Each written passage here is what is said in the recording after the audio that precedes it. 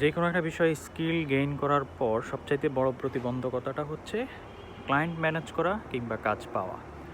এখন ধরেন আপনি ডিজিটাল মার্কেটিংয়ে স্কিলড হইলেন, আপনি ফেসবুক অ্যাডস পারেন, গুগল অ্যাডস পারেন, এসইও পারেন, ইমেল মার্কেটিং পারেন। এখন আপনার এই স্কিলটা আপনি কীভাবে সেল করবেন? আপনি কীভাবে বুঝবেন যে এই স্কিল আমি যে কাজটা পারি সেটার জন্য কাদের কাজ করতে হবে, কোন কোন বিজনেসের এই কাজগুলো প্রয়োজন?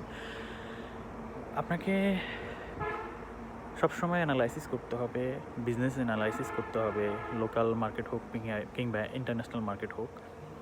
সেক্ষেত্রে লিঙ্কডইন হতে পারে একটা বেস্ট অপশন, এবং এছাড়াও অন্যান্য social platform Facebook, Instagram, Pinterest, ওখানেও আপনি অ্যানালাইসিস করলে আপনি ক্লায়েন্ট পেয়ে যাবেন।